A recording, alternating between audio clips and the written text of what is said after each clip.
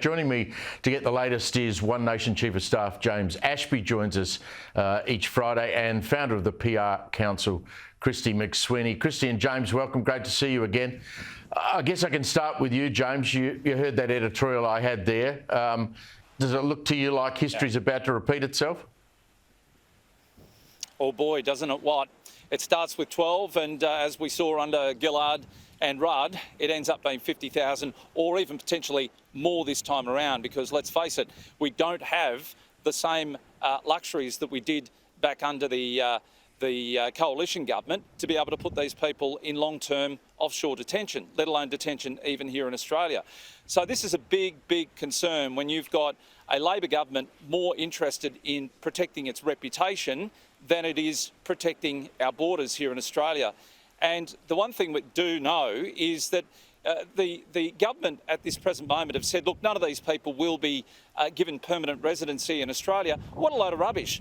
We heard those promises made during the last term of Labor's government, and yet just 150 kilometres down the road from me at Biloela, we've got a family that was told that they would never settle in this country, had been put through the Federal Court on numerous occasions, the High Court on a final decision. They were proven not to be true refugees, and yet this government, it was Anthony Albanese, that more or less gave this family a pardon and a free ticket to Australia. So a lot of these people sitting in offshore locations, whether it be Indonesia or any of those Muslim nations, are thinking to themselves, hey, we've got a free ticket to Australia and the High Court's just given us the green light, as Peter Dutton said.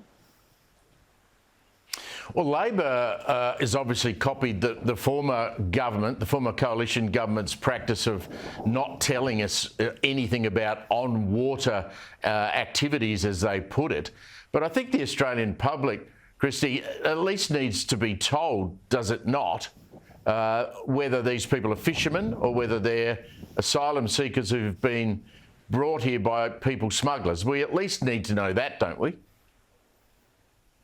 The Labor opposition relentlessly pursued the coalition, particularly Scott Morrison, for claiming operational matters, and that is now coming back to haunt them. The golden rule of politics is people don't need to make up things that you've said. You've likely said it yourself. So we can now see that Labor's claiming the same tactic, for better or for worse, and it is for worse for the Australian public.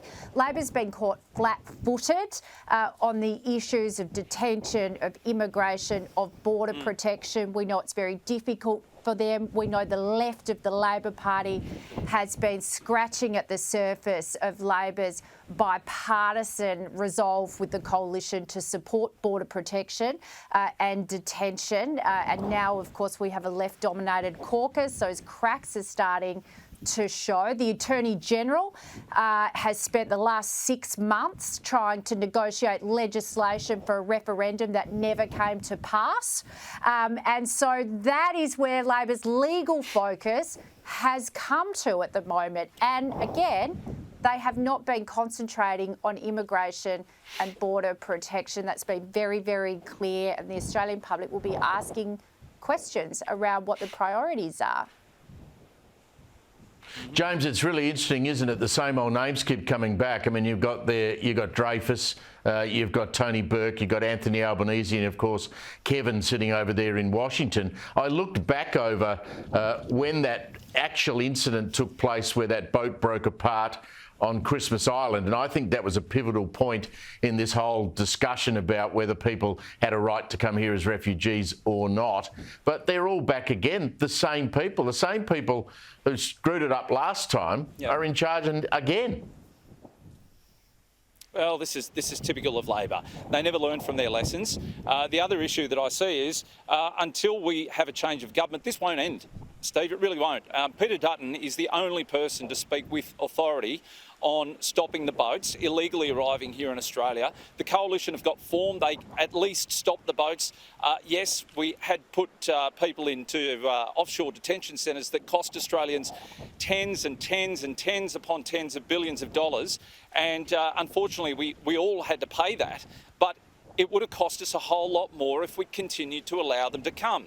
Now, the important part here is strong conservative people like One Nation have got to be in the Senate so that if this coalition can be successful at the next election, the Greens don't put a stop to the change of legislation that the coalition would bring to stop these boats. So it is so important that we change the dynamics of the Senate in the future, as well as change the government at the next federal election.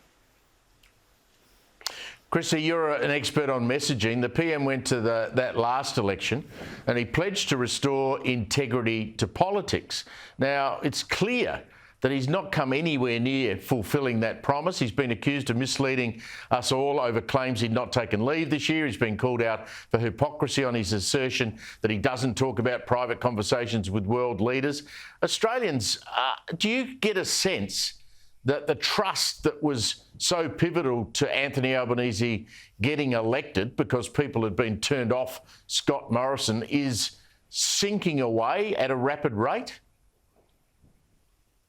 I feel that the government has spent the first half of this political cycle focusing on issues of priority that just don't resonate with the Australian population. That's been proven. And we have now seen the judgment being called into question. I'm not sure about integrity, but I can categorically say people are starting to question the judgment of what the priorities are and having the finger on the pulse in terms of what's resonating with the Australian people. I think the Teals campaigned on integrity. I think they own that.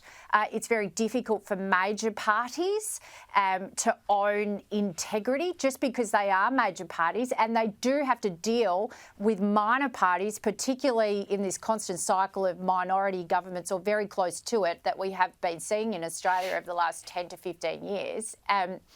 That becomes very, very difficult to own integrity and transparency when a lot of the things you're promising to crossbenchers and independents aren't full of transparency at all. So the Teals have nailed that one. The Labor Party certainly hasn't, and I don't think the coalition has either. Chrissy, I've got a job for you. I note you're in Hobart. When we're finished here, can you go out in the street and ask them what they think of Tanya Plibersek's idea that she's going to shut down a $1.3 billion salmon industry because some environmental group reckons that something called, and I can't even pronounce it, the Maguin skate could become extinct. See how that goes down in the main street of Hobart. I think there'd be an absolute mutiny. And, you know, everywhere else around Australia, you have people misguidingly protesting pro-Palestine. Here in Tasmania, I'm pretty much sure that if they tried to shut down the salmon industry, it would be even more prolific. That's an issue that people care about here. But just making a point too, the Albanese government gave $8 million to what's called the Blue Economy CRC, Cooperative Research Centre down here in Tasmania, to support industries such as the seaweed growth industry, the salmon industry and the aquaculture industry at large. And now the Environment Minister is trying to unravel that. It doesn't really make sense to me. It probably won't make sense to a lot of Tasmanians. Won't make sense to James. How many projects have been stopped up in Queensland because of mad green complaints about beetles and lizards and things? I mean, this is just crazy stuff. 700 people work in that Tasmanian salmon industry. Steve, we'll get the same issue here in Queensland between Tanya Plibersek and the Queensland State Labor Government. They've shut down a whole industry of fishing, which begins in the new year. Gillnet fishing, which happens very, very close to our coastline in very, very shallow waters, probably about 1.2 metres depth of water, have been shut down right across this state and into the Gulf. And what for? We've just killed an industry that not only fed Australians wholesome wild-caught fish like barramundi. No. We're going to get it from the sewers and these disgusting rivers from offshore now, like so much of our other fish that ends up on shelves in Australia. Not only that, but it's taken away from other industries. The gillnet fishing was not the issue. They weren't doing it on the Great Barrier Reef. Don't be misled by false statements by this Labor government, whether it be state or federal. So I empathise with those people in Tasmania. You've got a hell of a road ahead of you. You won't be given any consultation period. Here, they shut down this industry within 6 months and gave 5 weeks consultation for fishermen who've never, ever, ever filled out a form to write a letter to government. I can assure you that. They've shut it down, gave them bugger all time to consult with government, and given them this pissant amount of money to compensate them. I'm sorry, it's not good enough. And I again, empathise with those people in Tassie. If you don't want fresh fish, go back these governments. But I tell you what, you're going to destroy the wholesome food that we as Australians can produce in our fisheries. Sorry, bad news. Yeah, well said, James. Good on you. Great to see you. Christy McSweeney, thank you also for your time, and enjoy yourself down there in Hobart.